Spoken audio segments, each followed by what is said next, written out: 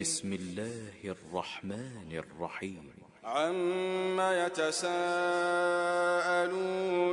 عن النبأ العظيم الذي هم فيه مختلفون كلا سيعلمون ثم كلا سيعلمون ألم نجعل الأرض مهادا والجبال أوتادا وخلقناكم أزواجا وجعلنا نومكم سباتا وجعلنا الليل لباسا وجعلنا النهار معاشا وبنينا فوقكم سبعا شدادا وجعلنا سراجا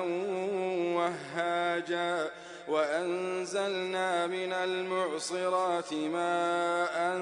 ثجاجا لنخرج به حبا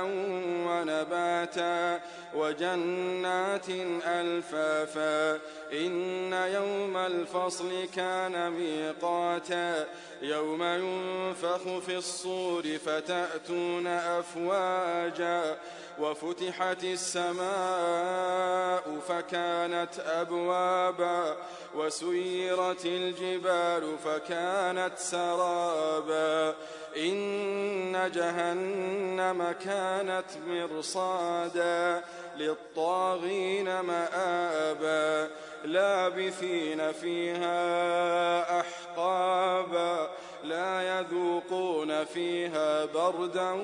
ولا شرابا إلا حميما وغساقا جزاء وفاقا إنهم كانوا لا يرجون حسابا وكذبوا بآياتنا كذابا وكل شيء أحصيناه كتابا فذوقوا فلن نزيدكم إلا عذابا إن للمتقين مفازا حدائق وأعنابا وكواعب أترابا وكأسا دهاقا لا يسمعون فيها لغوا ولا كذابا جزاء من ربك عطاء حسابا رب السماوات والأرض وما بينهما الرحمن لا يملكون منه خطابا يوم يقوم الروح والملائكة صفا لا يتكلمون إلا من أذن له الرحمن وقال صوابا ذلك اليوم الحق فمن شاء اتخذ إلى ربه مآبا إنا أنذرناكم عذابا